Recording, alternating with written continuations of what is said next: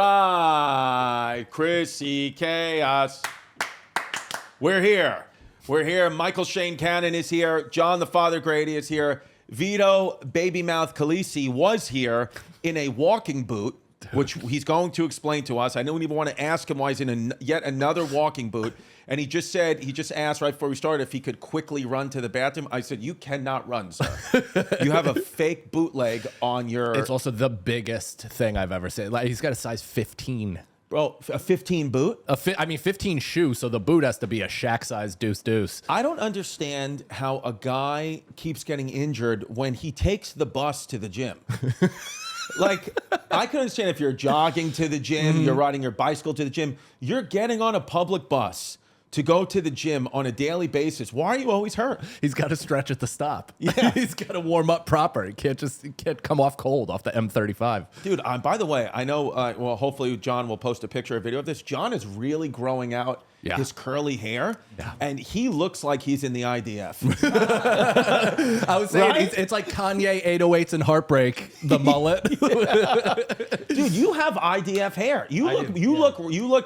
You seriously, I'm not even kidding. You look like what I would think Jesus would look like. Yeah. Doesn't he look like Jesus? Right. Oh, yeah. You actually said that to me the first time we met. Did I? Yeah. You said 2023 or 2022 Jesus. You do. You have. It's because like you have you look like a Sephardic Jew. Right? It's also I've never seen hair be the exact same length every strand. Like it's all the same length. It's perfectly symmetrical around. It does look like it's permed almost, yeah. Yeah, it's dude, amazing. And Vito, again, we can't see it, but Vito's walking along the back like the sloth from Zootopia. He is just Vito is going so slow. Through the limping back T-Rex. of this camera shot. Vito, what the hell is going on with your foot? Here's the thing. When we had our other studio, Vito was writhing in pain. The first one in the city. You said, what was that? It was what? I keep thinking it's gout. Because it's not gout. You're thinking of another person. You eating cashews? I'm thinking of Nick the Ear Angelo. He has gout. He definitely has gout. Shout out, Nick. But like you can attest to this because the last time I had it, I had you feel my ankle and it was like an inner tube around my ankle. It is. No, your ankle was warm to the touch, dude. Your ankle. Yeah, I literally told him you should go to the hospital. You might have a blood clot. But what is going on with your foot, dude? All right, so there's nothing exciting about this. My podiatrist told me, and I'm 31 and I have a podiatrist. Like I have a regular podiatrist I go to. He told me that I have a size 16 foot and I walk pronated. So he said this is just. Do you know what pronated means? Can I tell you how to always remember supination versus pronation? Yeah. Supination is like this. Pronation is like this. How you remember it here, folks at home? Supination. This is how you would hold soup. Nice. And then pronation is you're dead. All right, go ahead. So you have a pronated.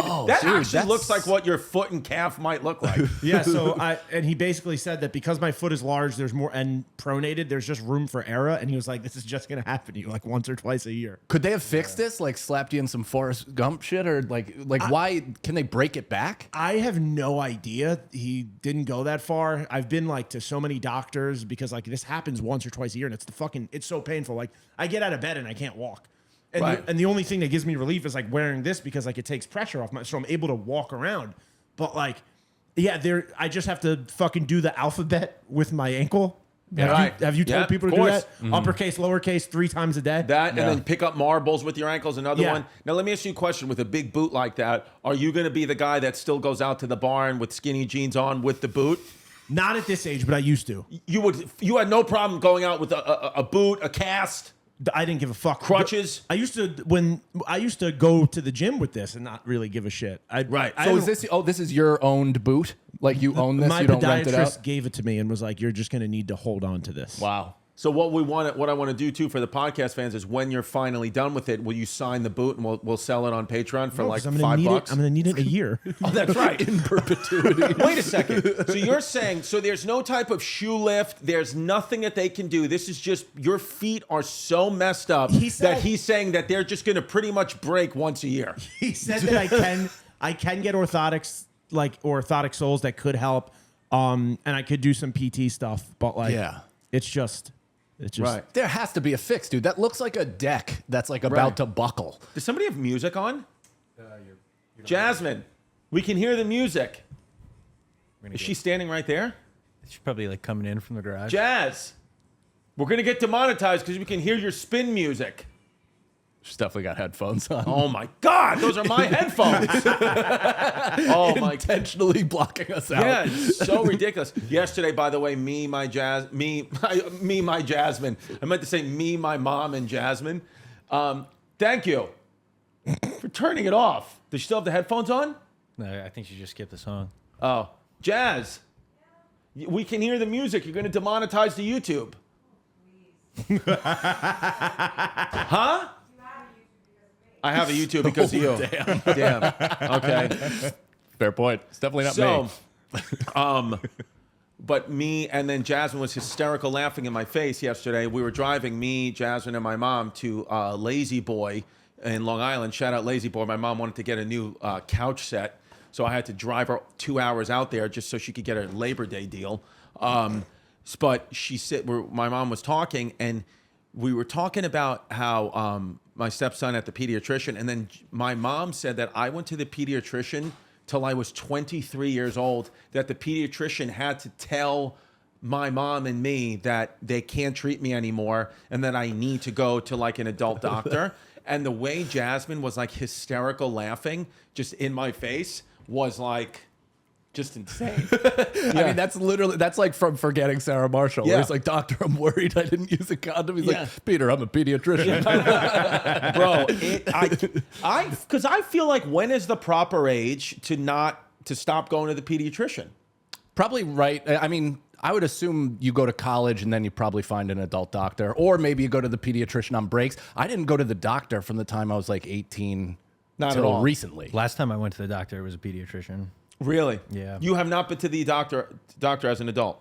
Not in 6 years, probably. And I know you've been fucking. Well, it is like, it's a harrowing question though. If you've ever gone to like a specialist and they're like, who's your regular doctor?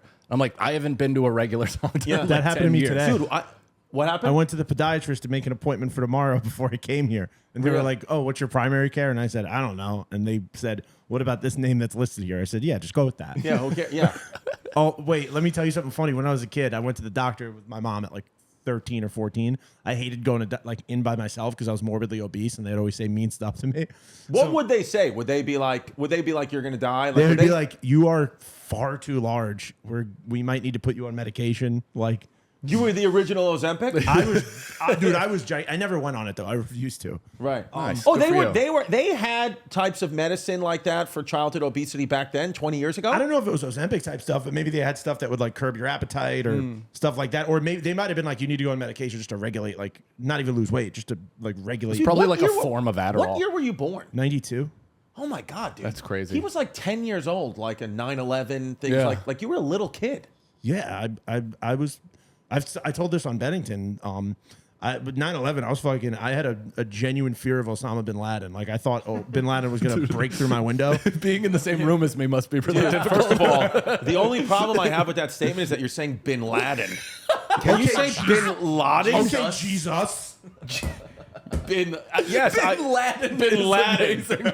Can everyone dox Vito with bin Laden comments? It's Osama dressed as an Englishman. Yeah, that's no way to talk about Mike's father. But 13 or 14, I went to the Yeah. doctor with my mom, and then the doctor was like, are you sexually active? And my mom laughed and said no. She went no, and then she went like that to your tits. Wow. Dude, that's a thing though. They will insult you to your face when you have a parent present, because I was like 13, I think in 8th grade, I guess 13. And the doctor, pediatrician, looked at me and goes, still no pubes in front of my mom. And I was like, all right. Well, dude, nowadays, because my stepson's 14, they now ask, you cannot, I mean, I wasn't in there anyway, but Jasmine cannot be in the room. His father or Jasmine could not be in the room.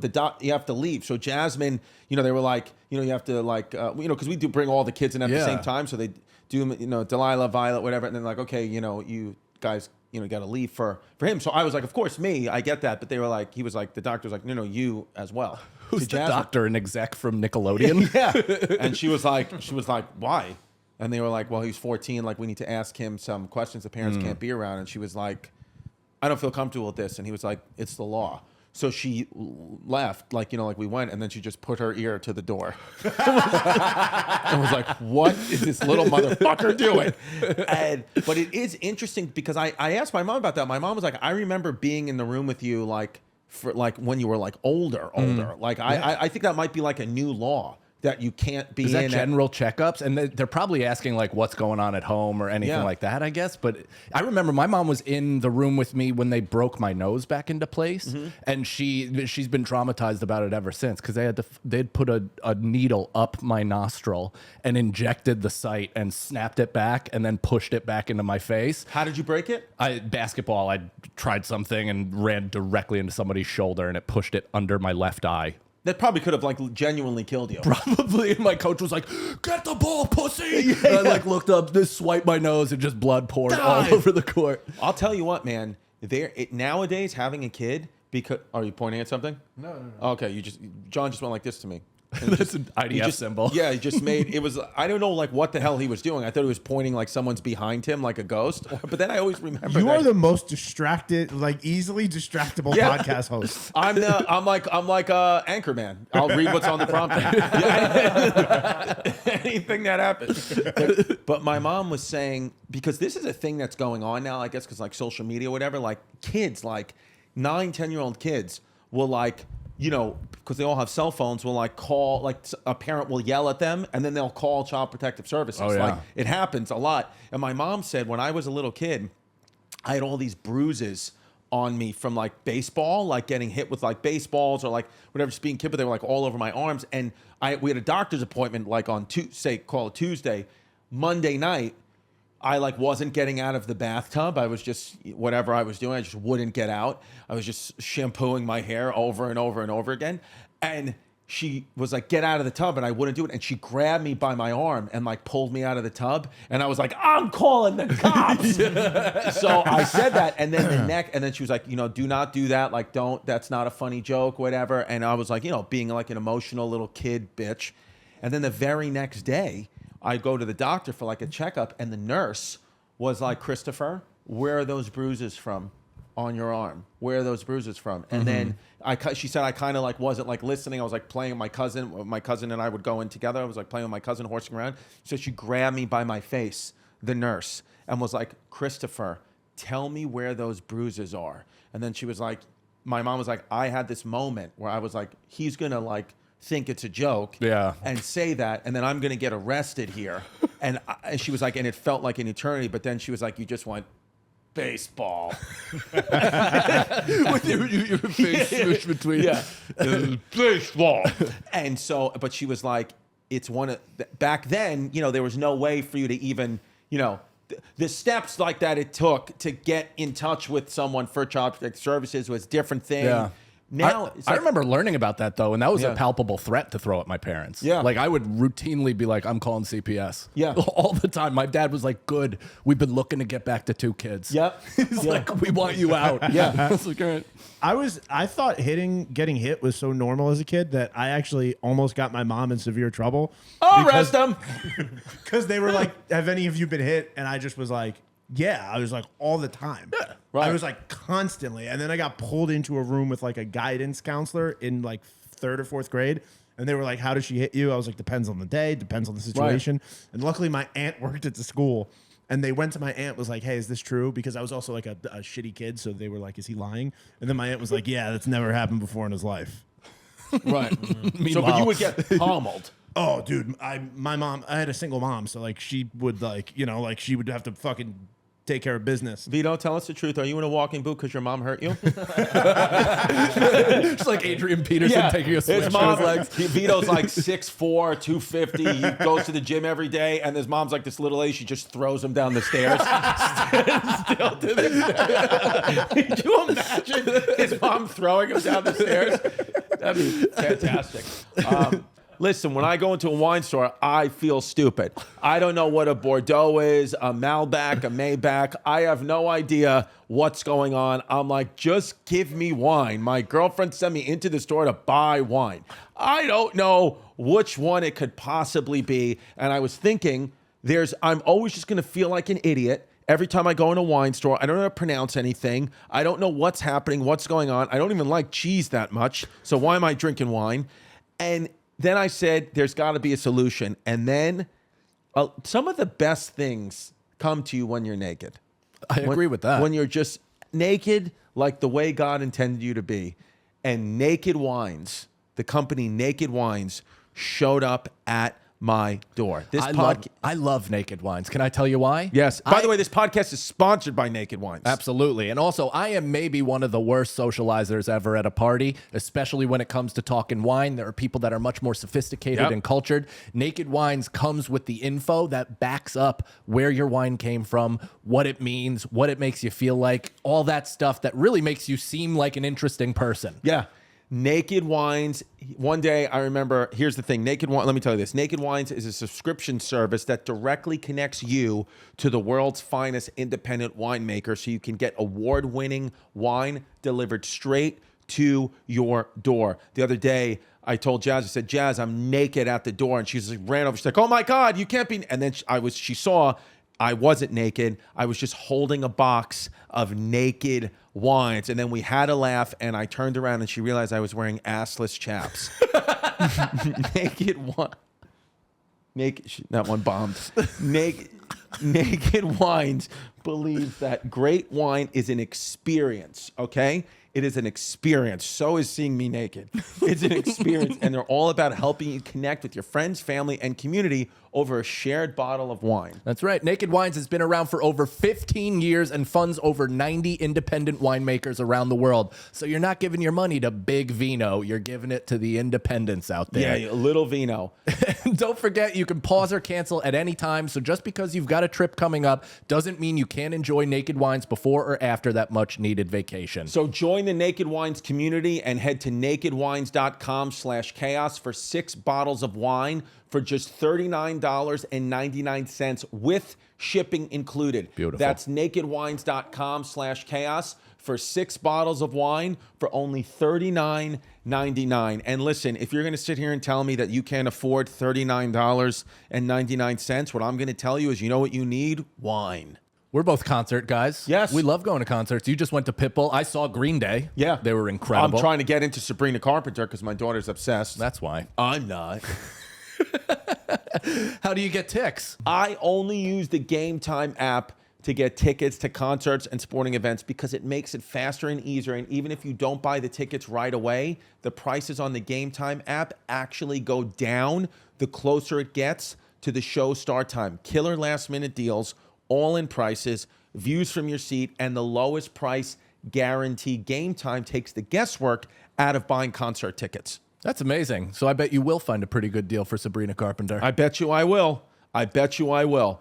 The lowest price guarantee, event cancellation protection, job loss protection, anything that you can think of, GameTime has you covered. You can save up to 60% off buying last minute for sports, concerts, comedy, theater, and etc. They got flash deals. Save even more with exclusive in-app deals or select seats ahead of the game or event. So that means you have to download the app to get these deals, but they are always available. I love that you can get the panoramic view from your seat in the app before you buy. And this is what I really love. The lowest price guarantee, or GameTime will credit you 110% of the difference. That's huge. amazing. Yeah. Your purchase is covered with the most flexible customer service policy in the ticketing industry, which is huge because we've all gone to sketch balls before and, bought tickets for the wrong day, the concert the night before, or whatever it may be.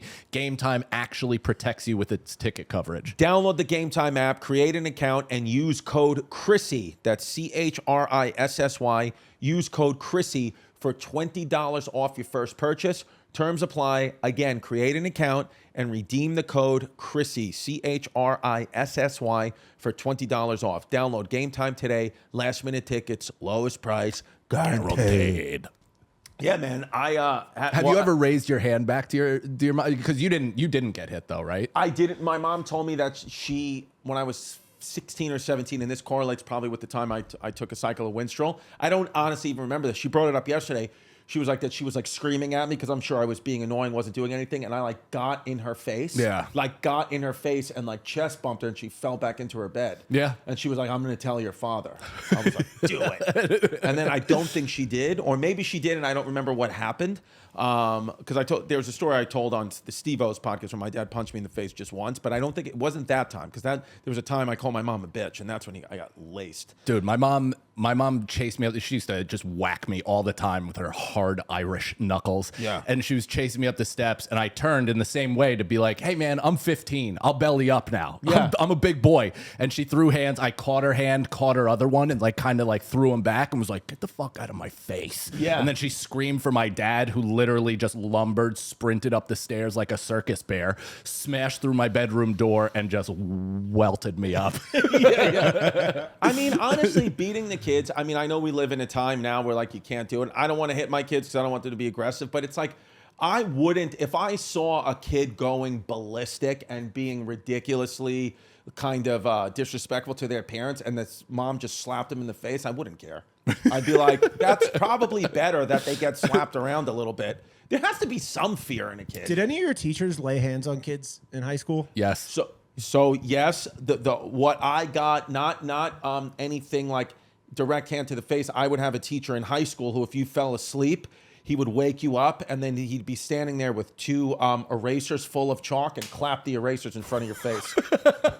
I have mesothelioma because of just a powder frag grenade right in your face. Dude, I was walking down, I'll never forget this. I was like a freshman, brand new to high school, terrified of everything. And there was a history teacher who sounded a lot like George Bush, but almost like gruffer and like more intense. And I'm walking down the hall, I think I'm going to the library, and all of a sudden a kid just comes flying out of the room, slams into the lockers, and he followed him and put him up against the wall and was like, "How dare you," screaming at him. And I'm just standing there watching it. And I found out that teacher got immediately like suspended for a week or two, but it wasn't even that big of a deal. Right. Like it wasn't no cameras or anything like that. He was just basically like, "No, I had to restrain him."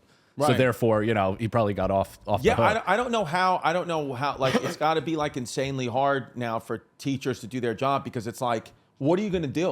Like it used to be like, like imagine being a substitute teacher, like in today's world. I mean, look, I'm like 10 years younger than you guys. I can tell you substitute even teachers, like, and I went to a fucking Catholic school where one time, like, a teacher did put a kid up against the wall, but outside of that, like, if you didn't have control of that classroom, dude, there was a teacher. This fucking dude was so abused by the classroom, he left at the end of the year. But one day he was walking around and fucking kids were leaning over while he was like helping other kids and drawing dicks on his shoes. Oh, I haven't heard of the shoe dick. Oh, that's amazing. And then, like, I remember a substitute was in, and she was like, because like a lot of times, like, subs were just temps. Like, they literally would just reach out to a temp agency. Or retired. Yeah, like, and they had this young, hot Latina chick as the substitute teacher. And every time she went to write something on the board, some kid in the back would be like, "Ma'am, do you like cake?" And then they would just be yelling out about cake, and she had no idea what they meant.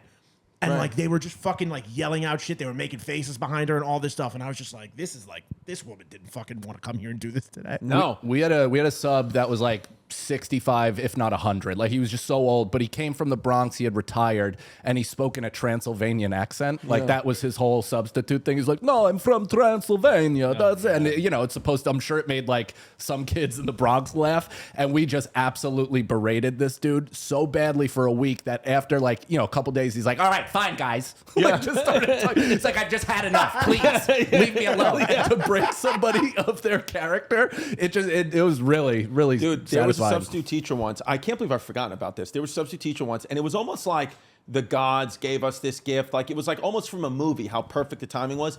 So he was getting abused. Every time he turned around, people were going nuts. Like, the kids would come in. I remember this one kid would come in with his, he would leave, come back with his underwear on over his pants. Stupid stuff. He had no control. And then this one kid, Greg was his name, he brought a sandwich into the class. He was like eating a sandwich in the back of the class, like, just to be stupid, like a huge hero. Sandwich was like, couldn't bring food in, and like the teacher didn't know, and like people were laughing at that. And then the teacher, the substitute teacher, turned around, and this kid like was just nuts, like unhinged. And the kid Greg threw the sandwich full speed at the no, listen to this, at the substitute teacher's head.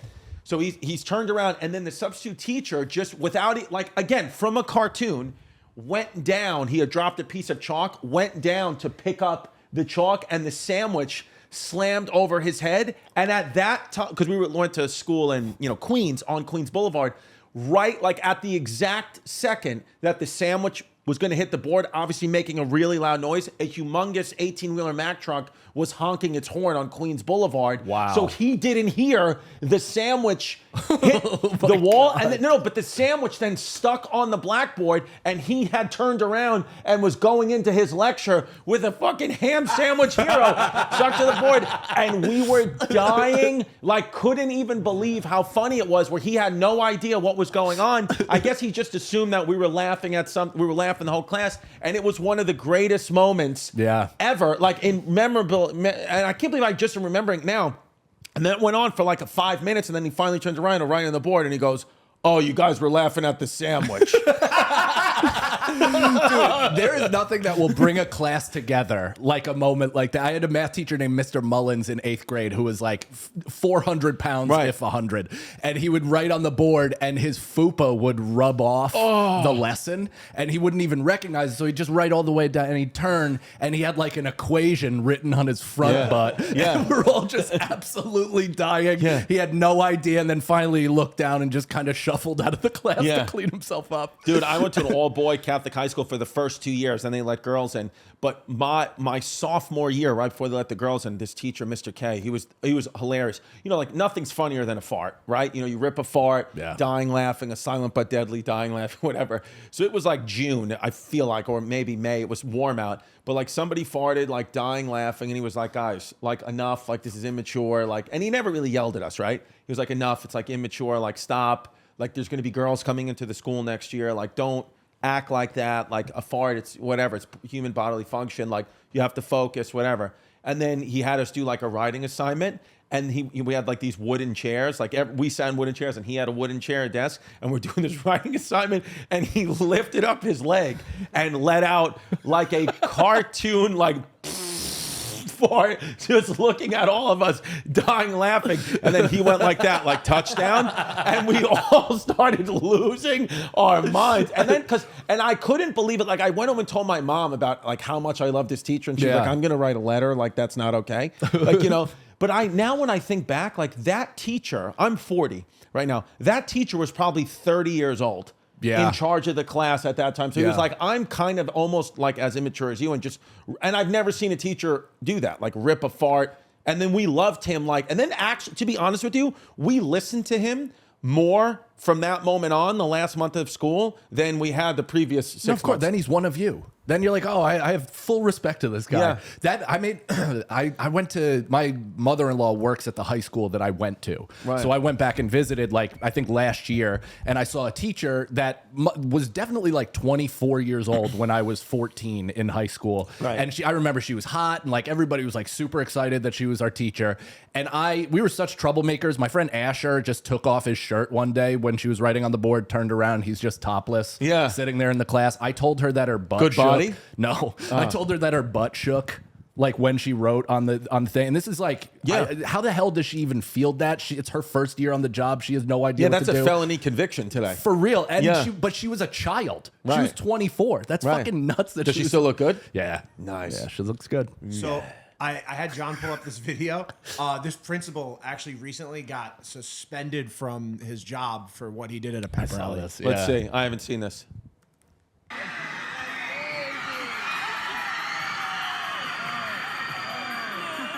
What?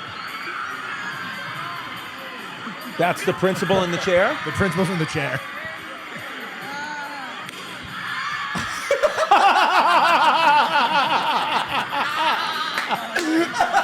I love this guy. Yeah.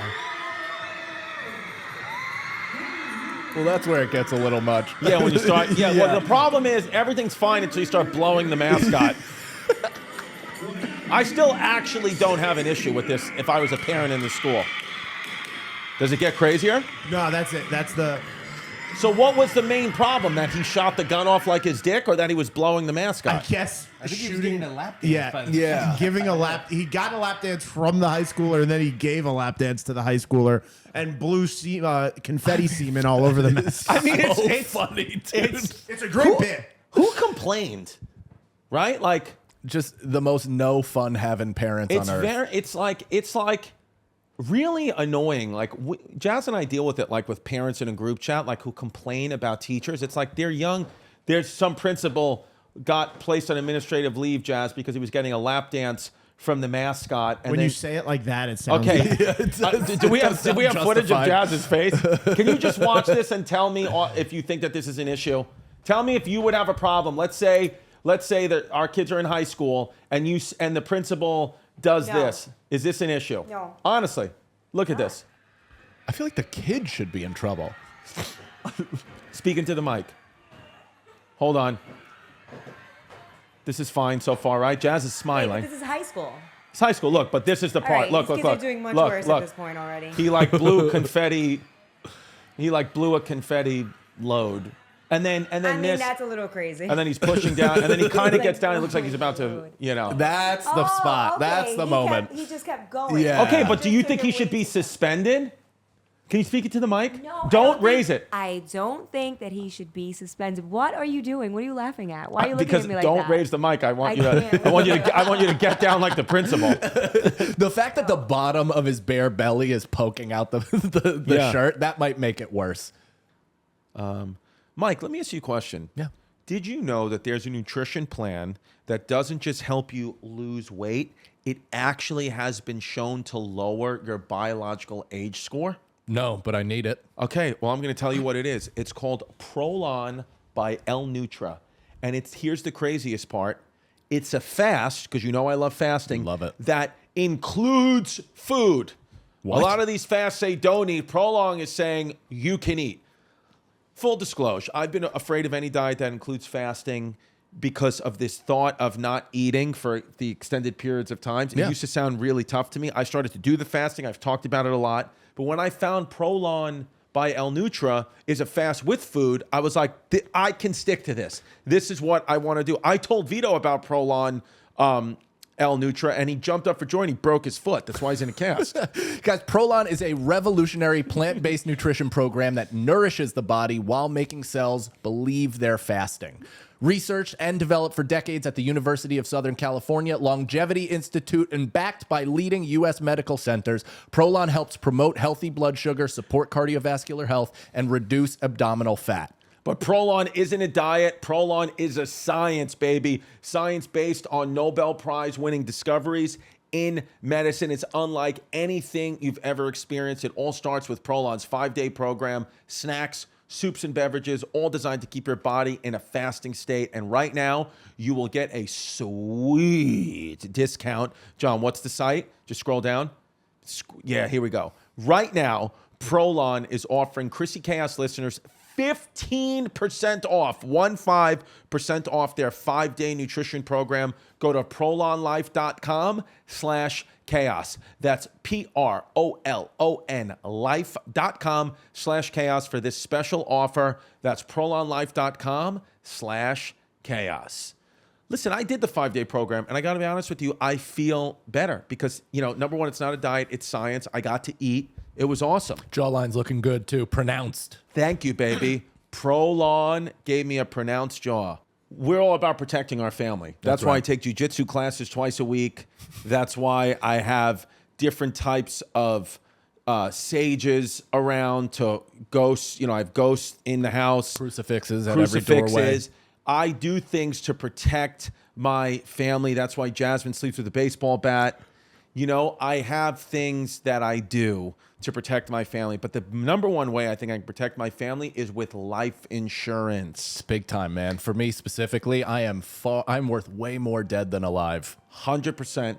Dude, that was Vito's phone. That was actually Ethos Life Insurance calling up Vito to tell him that if he doesn't get it together, they're going to have to take away his life insurance because he's just, all signs are trending toward he's going to die early because he's always hurt and his foot's always broken. So here's the thing. Ethos Life Insurance, we have it. I think that Ethos, it's awesome because it's just easy. A lot of times these places, they make it so easy to get life insurance. Ethos, you can get a quote, a free quote in less than 10 minutes. You just literally call them up.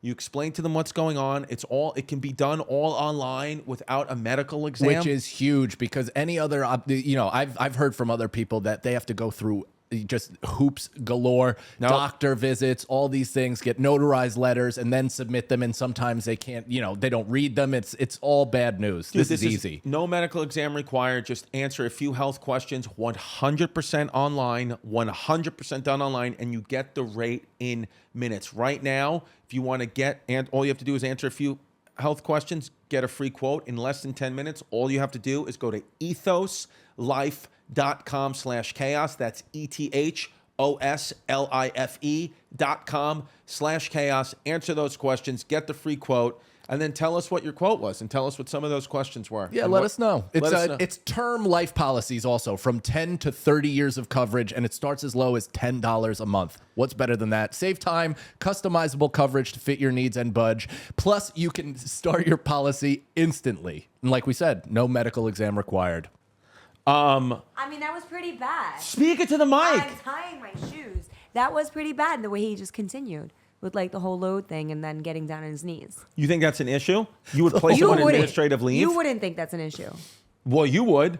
You have to. I find it pretty progressive since that's a male mascot and a male. This came straight from like your dream. I know. That's me. That's actually me when I stopped doing comedy and I become principal of the local high school. Yo, the nasty message Jasmine sent to our Airbnb host is crazy. No, can we read we're gonna it? get our money back? Did she respond? It wasn't nasty. Did she?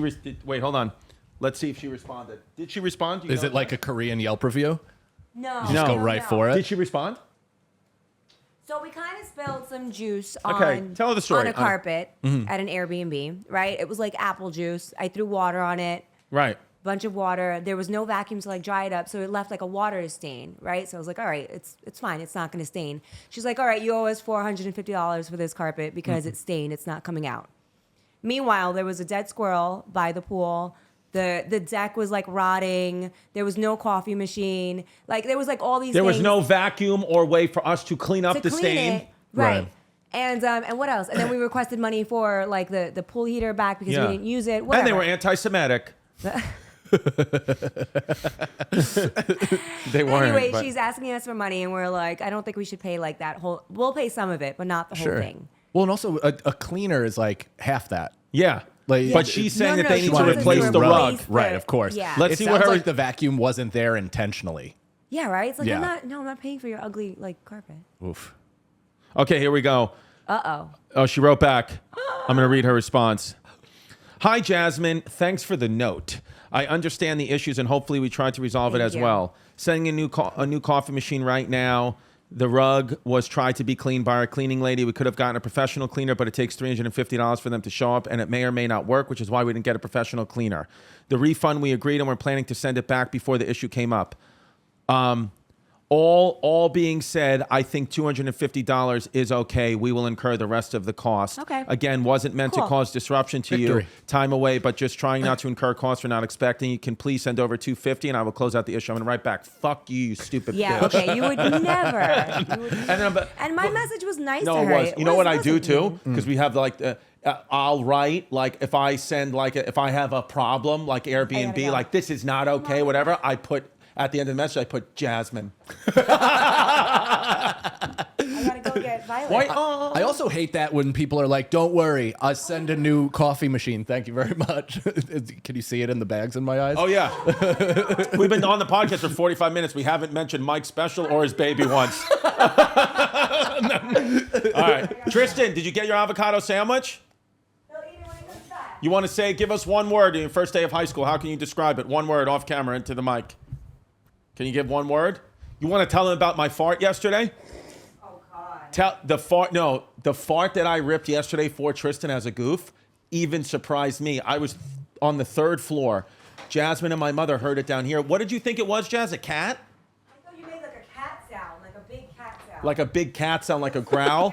It was because you know what it is. It got stuck in between my Lululemons. Were so tight on my ass. It created like a like a perfect and then Yeah. it's shot rocking it Lulus up. can sometimes act as like the anti-silencer. Right. Like they'll just kind of they'll give it acoustics. Right. Speaking of that, speaking of acoustics, fart noises, Mike Cannon had his second baby. That's right. It was the names were between Luca or LeBron and LeBron or Jalen Brunson. or Jalen not Jalen. His full first name is Jalen Brunson. Damn right. So Luca, what's the middle name? Luca Lee, after my grandfather. Luca Lee. Nice. Yeah. So Luca Lee, I like that name. Thanks. Luca Lee Cannon, LLC. Damn right, he's a limited liability. Hell yeah. But dude, leading up, Yeah, tell us about it. I had like such a crazy week leading up to the birth of my child. Like, so we had the one last check-in with the doctors, and we're trying to like get the whole thing going. Nicole's trying to give birth, VBAC after her cesarean with our first kid. So we're doing all the things. We take our car to the hospital for our last checkup. We get back. I go to the ATM specifically because I didn't have tip money for the valet. Right. And I come downstairs and I'm like, here you go, ticket and money. And they're like, which car is yours? I tell them and they're like, hold on to that. And I was like, okay. And then I walked over and they're like, we destroyed your car door. I was like, what? I walked over. The driver's side door is just completely caved in. They're like, yeah, one of our drivers thought it was in park. It wasn't. And it smashed into something.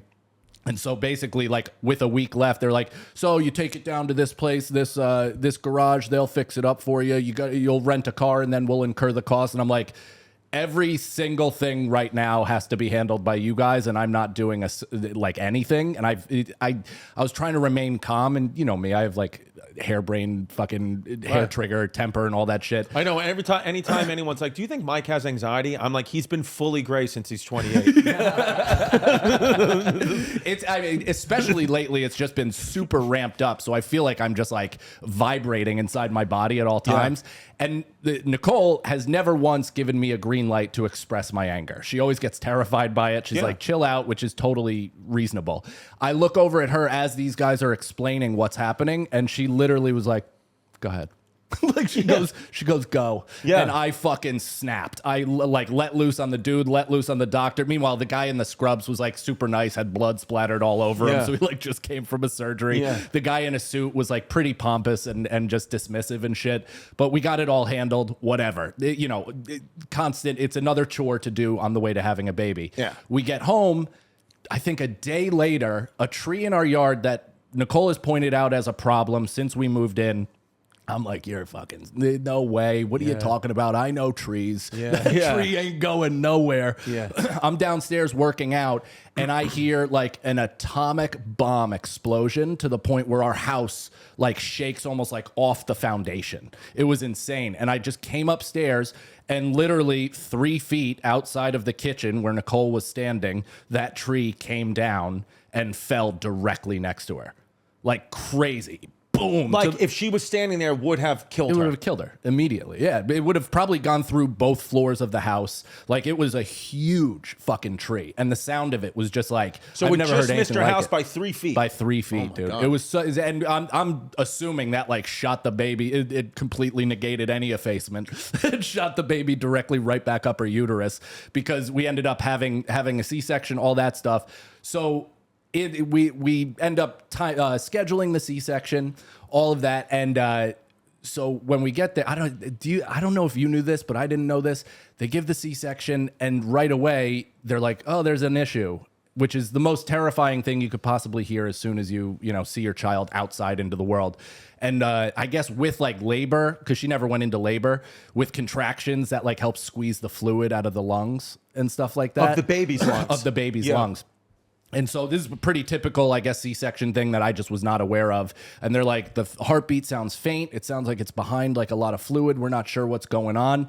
So the baby immediately has to go to NICU, like for a full I day. thought you were going to say they immediately have to put the baby back in. They're like, he still needs to cook. They just sew her back up.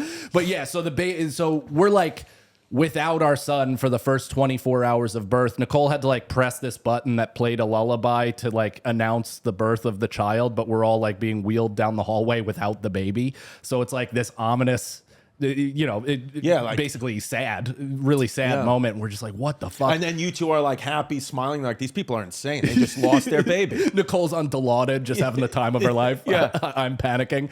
So, we go through all of that. The baby was fine. That got completely resolved, within 24 hours. So we get the baby. Nicole starts like, I don't really feel well. My throat is kind of scratchy. They're like, yeah, it's dry in the hospital. Oh, I didn't even say this. On Nicole's due date, the maternity ward of the hospital flooded. Oh, so they had to create a new maternity ward in the pediatric center. So thank God she didn't go into labor or anything like that, because the entire place, they had to literally, like an episode of Grey's Anatomy, had to shift all of the patients all the way to a different wing of the hospital. Oh my God! So it's all this shit is working against us. This child is probably was the it spawn of Satan. was it a rainstorm, or did everyone's water just break at the same time? Everybody got a membrane sweep at the same time. But so all of that is going on. We get the baby. Nicole's thing is scratchy. They're like, oh, you're fine, whatever. Take all this stuff, blah, blah, blah. The next day, 2 days later, it's still continuing. And they're like they're like, we got to give you a COVID test. And she's like, okay, well, what happens if I test positive? And I don't know, like nurses are either, or at least at this hospital, it was one end of the spectrum. It was either like they were Mother Teresa or like a Flavor of Love contestant. Like couldn't fucking read a coloring book retarded. Right. You can't even imagine like the level of just not knowing how to have bedside manner, not really knowing any answers to the questions we're asking. Just like brutal. So, and then there were others that were just so great that you were like, will you move in with us for like a month? So this dippy idiot, Nicole was like, so what happens if I test positive? And she's like, oh, you have to quarantine here for 5 days. 5 days? 5 days. Still? And Nicole was like, well, then I'm not getting tested because we're leaving tomorrow. 100%. And so she was like, oh, okay, well. That's her right as an American. That's right. And if you want to keep that right, do the right thing this November. And so the nurse was like, you know what? Actually, let me check. Let me check to see what happens. And then, went, checked, came back and was like, no, you guys can still leave if you test positive. So they give her a test at like 11:30, 11:45 p.m. It's a 10-minute test. You should have the results pretty quickly. An hour goes by. Nothing. Her portal thing gets updated. So we find out that she tested positive for COVID. Nobody told us. Nobody came in. Nobody gave any information.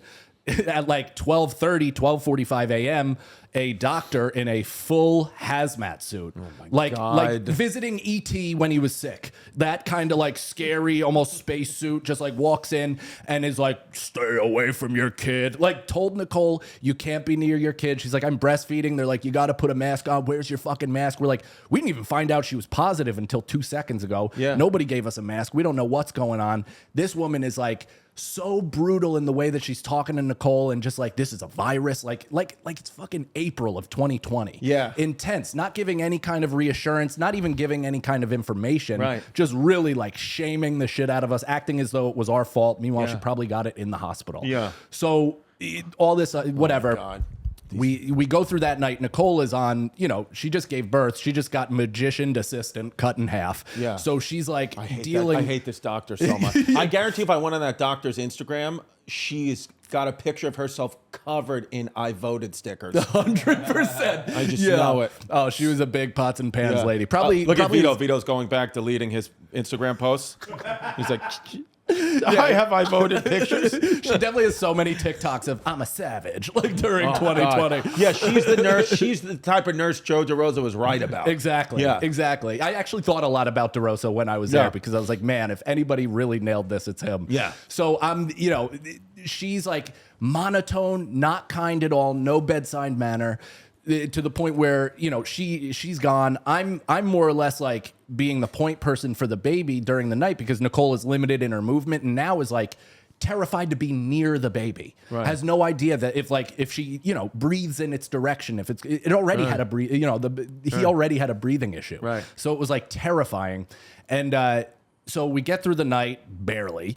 The next morning, the Filipino nurse with the color contacts walks in, says something dumb, walks immediately right out. Then the doctor came in and same exact monotone, dismissive attitude to the point where I was like, all right, I'm on little enough sleep and I'm pissed off enough to where I'm like, hey, I just need you to know that your bedside manner is absolutely brutal, Yeah. and whoever you learned it from should like lose their license. Yeah. Like, I don't know what you're doing. You are compassionless. You told my wife, who just had an infant, to stay away from it. You also have taken zero into consideration in terms of the NICU, our emotional state, anything like that. We're not saying that you have to bend any rules, but talk to us like a fucking Yeah. human being that has been through an ordeal. Yeah. Don't be a piece of shit about it. She's like, I'm sorry you feel that way. And I go, what are you, a gaslighting boyfriend? Yeah. I was like, are you really are you here telling me it's my responsibility that you suck at communicating? Exactly. I was like, lady, I need you to leave and I need you to send in literally anybody else. I Yeah. was like, I'll take the security guard over you. Yeah. And so she, kind of backs out like a cat.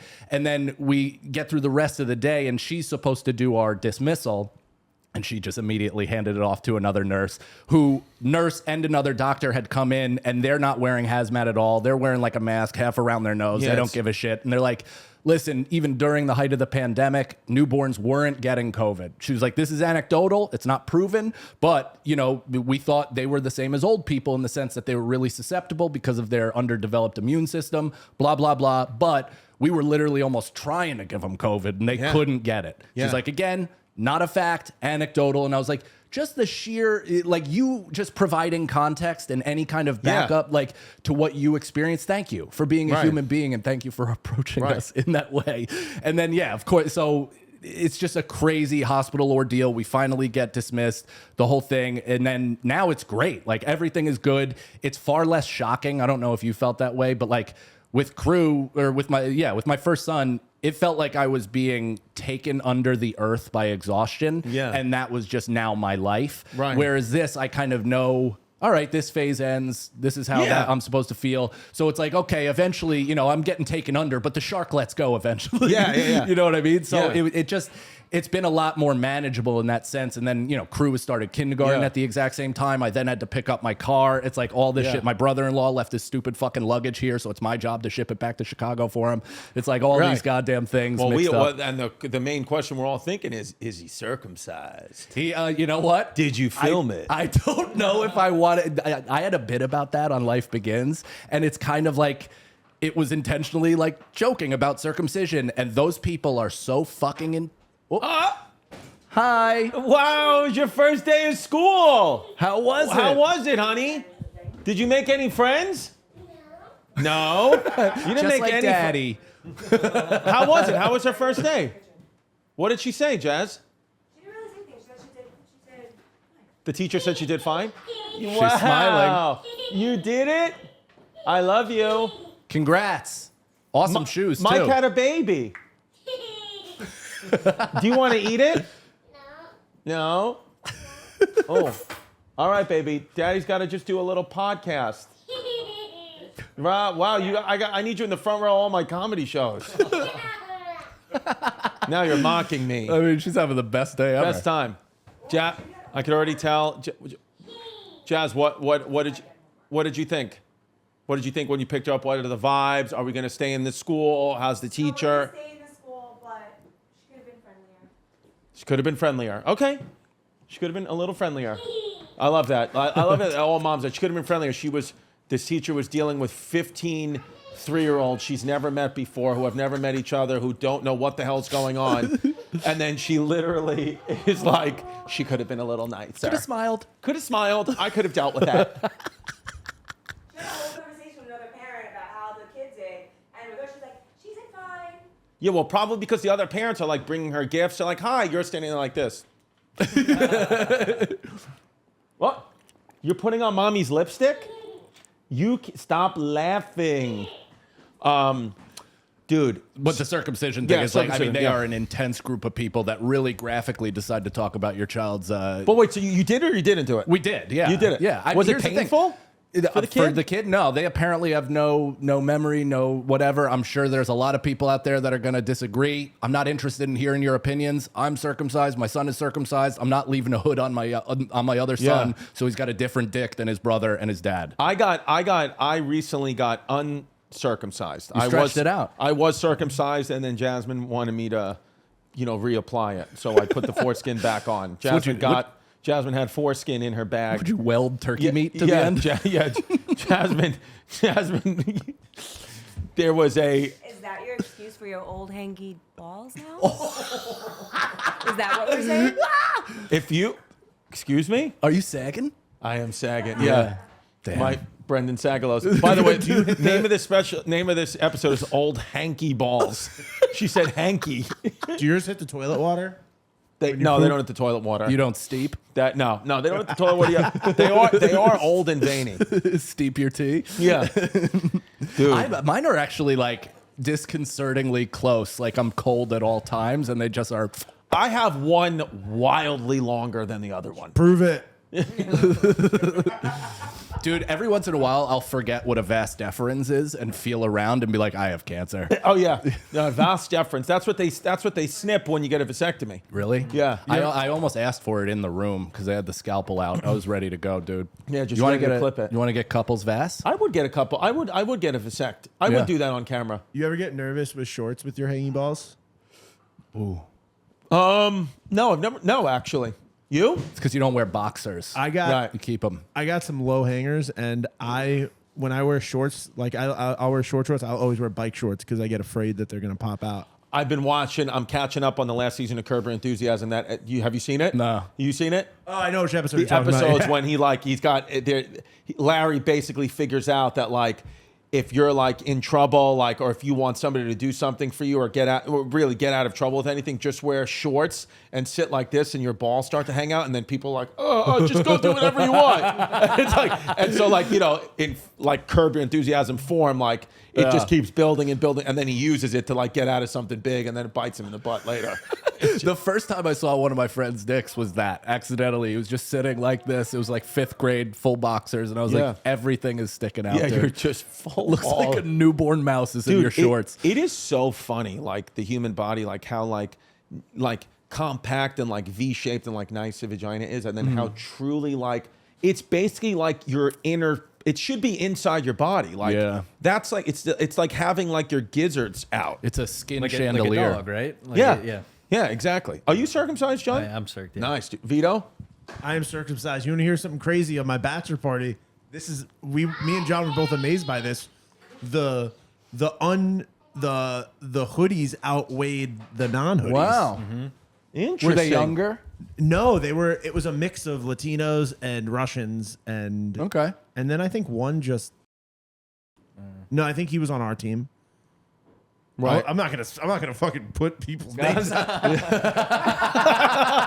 You know what? If you want to hear the names, go to patreon.com/Christie Comedy. We're naming who's got a hood and who doesn't. That would be a funny name. That would be a funny segment, Under the Hood. That's nice.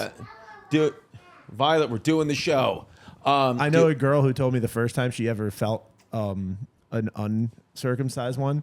She got nervous, didn't know what to do, put it back, and ran away. Oh, put it back, like jammed it back in. Like put it back into his you pants. gotta roll the sleeves up. And then Rosie ran the away. Riveter. I mean, I can't watch porn. And I was like, No. I was like, I felt so bad for that dude because I don't know what that would have mentally done to me.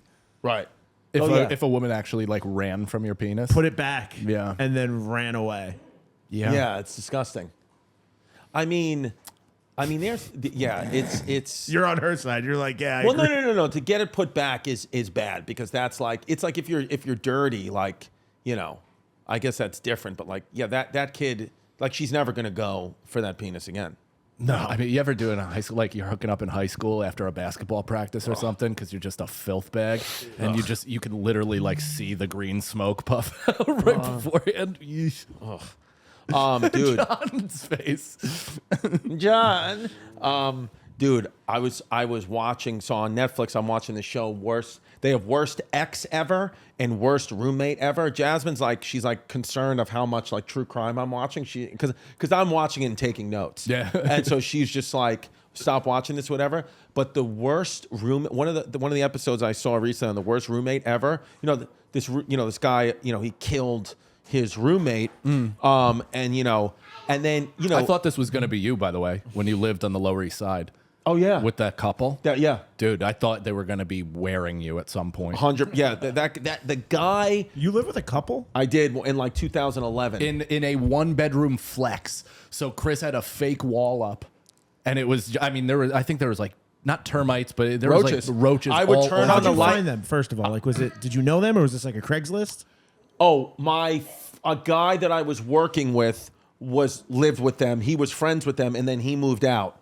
And so I moved in. And literally, when I would turn on the light in my room at night, roaches would scatter all over the walls. Yeah. Like everywhere. There were roaches everywhere. Usually, like a couple, like like sometimes like a couple will have a roommate. Like that's like the genesis of it. But then usually when that roommate moves out, they don't bring in a new. They brought me in, and I remember like living with this couple who they would have like the loudest, craziest sex like all day. And then I remember in the kitchen, like day one, they were like, this is your like little area of the kitchen. The other stuff is our stuff, and like do not cook with it because we don't use it for cooking. That's what I was told. So I was like, damn. I was like, so your egg beater has HPV. And so, but I remember like, yeah, that the guy who I lived with, I remember he was like, he like was very like overprotective and like jealous. Like in even like it's his girlfriend. He was like, yeah, man. I forgot what their names even were, but he was like, yeah, man. He's like, listen, if I'm not home and my girl's home, like I'd appreciate if you just left. I was like, well, she was sending signals. If I'm not mistaken. yes, She yeah. definitely Well, but was. she was sending signals to everybody. She was like that kind of person, and so she was just flirtatious and like kind of like she's like really nice. And I remember he was like, yeah, dude, like, don't be in the house with her. And I was like, I pay to live here. Yeah. I'm not going to leave because what are you, nuts? And then, so I remember it was like weird. And I remember I wound up living there for like 6 months, but I only stayed for like 3 of them. Like there was like months where I was like, I'm not even going in there. It was less. You were there like once a week. Yeah, I was like, I hated it. And that was the first of several places that I helped move you out of in trash bags. Yeah. In full trash bags. That must have been, dude, like 2011, 2012. Definitely, yeah. But dude, so this worst roommate ever.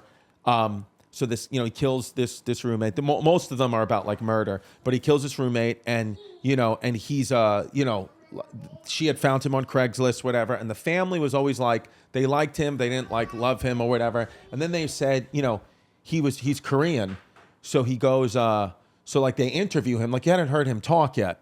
So they interview him, like the police, they have footage, and they're like, did you have anything to do? And he was like, no, I do not know where her body. And then so they're like, okay, and they never met this guy, and they're like, where, and they're like, so when's the last time you seen him? And he's like, I cannot remember where I see her. He's like, I don't know, but he was like, I think, I swear he goes, I think the last time I see her, we go to get a sushi. and so the police are like, okay, I swear, the police are like, okay, whatever. And then they're like, so you didn't see her like in the park or anything like that? He goes, no. He goes, I do a Tai Chi in the park every day, every morning, but I did not see her that day. And then so I'm like listening. I'm like, all right, whatever. This guy's just saying it. And then they cut to the victim's sister. And they show that clip. And the victim's sister is like, he was born and raised in San Diego. He does not talk like that. And so the police were like, wait, what? Like, he does not have an accent. He is from San Diego. I've known him for 5 years. He killed my sister. And he's like, I had to kill her. And then he's saying on things like, I'm just an immigrant. I'm confused. And then so they start tracking him because they don't have the evidence yet. But she's like, he's lying. Like, he's making believe he's from Korea. Like, he's Korean American. He also didn't know the difference between Korean and sushi. Yeah. He was just saying all these things. He's like, I love Bruce Lee. And so you're like, what? And then so he does it. He's faking this accent. And dude, he had because what happened was he had liked his, at first it was just a regular roommate, but then he started to like this woman. Mm-hmm. And then she was like, I'm not into you. Like, I'm into like younger guys. So he spent like $10,000, got plastic surgery. He tried to get like what he thought was like a cool young haircut, but it was like atrocious. It was like a number 8 at the Lemon Tree. Like it was like spiked out this way. Like that's what he thought young was. He was like in his mid 50s. And so they start tracking him. Like he would go rent out laptops from libraries because he was thinking, oh, they can't track this, whatever. But the police would just send like an undercover guy, and then they, would tell the library, we're the cops. We need to access into whatever he's Googling, and they would just, from a van outside, be fully in his laptop. He had no idea, but like there's whatever they're mirroring it. So they did a like a walk, like a community walk, because she was missing for like 2 weeks, this woman, and so they did a walk in this park, like in wherever they lived, and they're walk in this park. And he was like unrattled, like the police would be like, he would be like, you have no evidence. And then so they do a walk in this park, and it was like public, right? So he rents out a laptop and he starts Googling park, bodies in park, can you find whatever? And they're still like not enough yet, because they're still like, oh, maybe he's still Googling things to like maybe help in the effort. So they still can't prove it. And then he said, and then the police said, and then out of nowhere, he Google images the park, and then he zooms in, like satellite, he zooms in on this one tree. And he's just zooming in and out of live video on this one tree. So they run to that tree, the police. They don't tell them anything. They run, and they're like, literally like right in the back of the tree, there's her body. Oh my God. So like they know. So then they have that. They go, and then they get him. They bring him in for questioning, and they're like, you zoomed in on this one tree. You zoomed in on this one tree, and that's where we found her body. How can you explain that? And he was like, well, because we had a connection, and she was in love with me. So I knew, he was like, so I knew that her heart stopped right in that place. He's like, so that's how I do it. They're like, so you didn't put her body there? And he was like, no, I didn't. And then they're like, well, your fingerprints, I swear to God, they go, well, we also did a fingerprint run, and your fingerprints are all over her body. How do you explain that? And he went, I want a lawyer. Like in full English, in like full like catty like Southern California. He goes, I want a lawyer. It's like my substitute. Yeah. And then obviously arrested. But I literally I was dying laughing at this guy doing, because for the first half of the show he's got this full Asian accent on. You're like, oh, this guy's off the boat from Korea. And then it was dude, that show, my worst roommates ever, worst ex ever, it really is terrifying. Dude, some of these stories where you're like, the worst roommate ever, the squatter laws in New York and like California are so crazy. All you have to, like, I could come over your house and you'd be like, oh, Chris, stay for 2 weeks, like hang out, like whatever. And I could sleep on your couch, and then I could, without even letting you know, start getting my mail in my name with your address on. You can't evict me.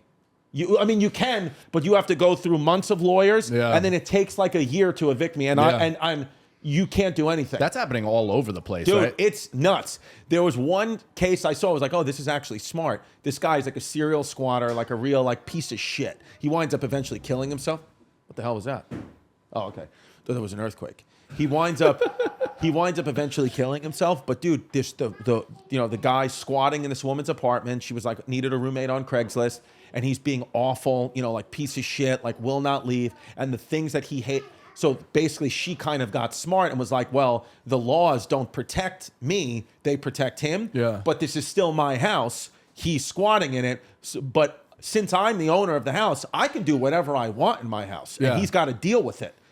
So what she did was she took the doorknobs off all the doors, including his room, because he would always lock himself in his room, which she has every right to do because it's her house. She was like, nowhere in the lease does it say that I need I need to provide doorknobs. I don't have to. So she's like, doors, and that's my rule, no doorknobs. And he hated loud music and like weed and rap and all that. He was like a lawyer. Nice. So 5 days in a row, she got all her friends over, blasted Wu-Tang, drank and smoked till all hours of the night. Like they just raged at her house all day with his door, could not lock it. And one day he just stormed out. That's the he best. just grabbed all her stuff and then stormed out and like left. And she like felt victorious. And then the very next day, he just made a beeline and went and killed his brother. And she feels 100% responsible. And then he hung himself in his cell. It was nuts. Yeah. Dude, It's a sick show. That's another thing that The Simpsons predicted with that Carney episode, Squatters' Rights. Do you remember that? No. Oh, yeah. The Carneys kicked the Simpsons out, and they ended up living in their house and through squatters' rights, and then they got them out with a carnival game to throw the hula hoop over their chimney. Right. Yeah, and that's how they won their But that was house interesting. back. That was an interesting thing. Like, if you are dealing with a squatter right now, I mean, you might set them off or whatever, but like you can just do whatever you want to annoy them to get them out. Like, How hard would it be for you not to cause bodily harm, though? Like that, because that's immediately where my brain goes, is if even not just like wrapping them up, carrying them out of the house, or just like somehow forcing them out. But that could get you like arrested for assault, right? Oh, that, and if you change the locks in your own house, so you like, because that's what some people do. Oh, I'm not going to let the squatter in. I'm going to change the locks in my own house. The police will arrest you. Yeah. It's crazy. So streamers, there's been some streamers who have been like hired to come in, annoy the squatters, and just stream the entire thing. Oh, that's great. I like that. And then they leave, the squatters. That's a win-win. yeah. Great content for them, too. So it'll just be like them just constantly trying to torture the squatter and just getting them to move and like just doing everything they can. Yeah, there was another one where like squatters, like people, because then like I started like looking in like on Reddits. I read a Reddit. There was a guy, same thing, female roommate, squatter would not leave, was almost getting like physical, almost with the girl. Like he was like a psycho, this guy, and her brothers or cousins or whatever were like UFC gym trainers. So same thing. Every day they were just like training in the house, living in the house, just like everywhere like the squatter went, like they said, like the brothers, like he would go to like the squatter would go to get like food from the fridge and they would just like be like right in his face, like daring him to like made his life so uncomfortable. Would be in his room, sitting on his bed all night, looking at him like, what are you gonna, like, you're not gonna do anything because we're UFC fighters with the cauliflower ears. Oh, my And then God. eventually the squatter just left. I mean, that is but the they only- never touched them or did anything. Like, that's what would you do if they came in with your family, the whole thing? Like, you'd have to get them a hotel and then just invite the goons. That's what I would do. Yeah, I would pay 100%. for, like, if they ever did that to, like, my daughter or something like that, I'd pay for my daughter to be out there, and I would come over, never touch anyone, but I would come over with absolute maniacs. Yeah. I'd be like, this is going to be your life. Oh, my boy Tony Boots would get called quick. Yeah.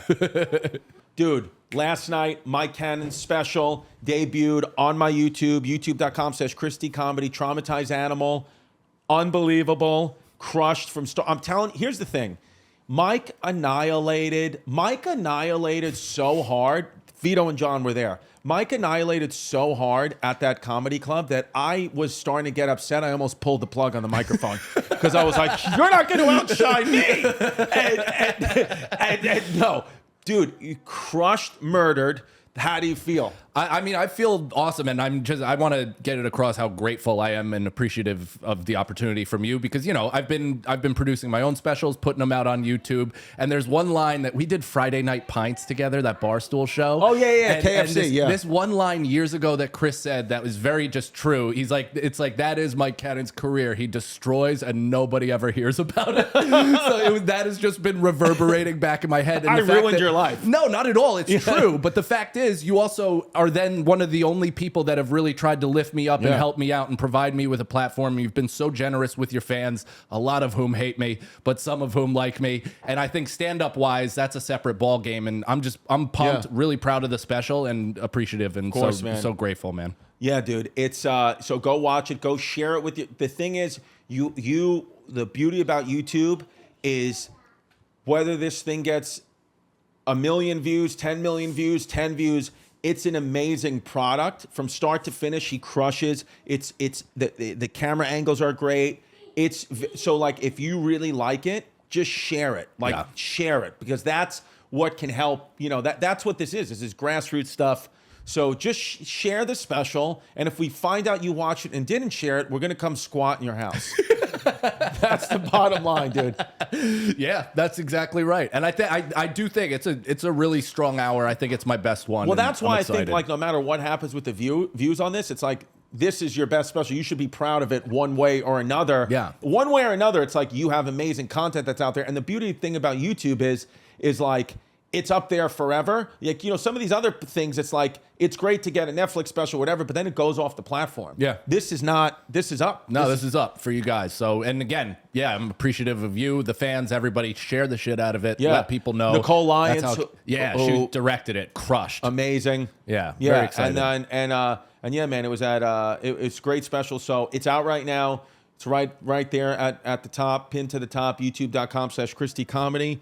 And and then you're going on the road with when they see you on the road, is it this hour or it's new material? It's new material. Yeah. So I'll be on the road a ton heavy. I'll be in Chicago when this actually comes out. Then I'm going to be in Nashville, Detroit, Vegas, back in New York at City Winery, like pretty much all over the place. So go to MikeCannonComedy.com for all that. But I'm pumped. I'm hoping this launches things and, sell a few more tickets on the road. It's going to do it is. And, all the fans here, please share it. And then for me, go to ChrisDComedy.com. I got, I'm in Texas, I'm in California, Salt Lake City, Miami, Phoenix, ChrisDComedy.com. Those tickets are all almost sold out. So if you want to come, get them right now. Don't wait because they're comedy clubs, so they're moving. And then, Mike. I love you, buddy. I love you too. Vito, ice your foot. I will. John, keep the fro going. Yeah, John, keep doing what you feel is right for Palestine, which I could tell by your haircut is nothing.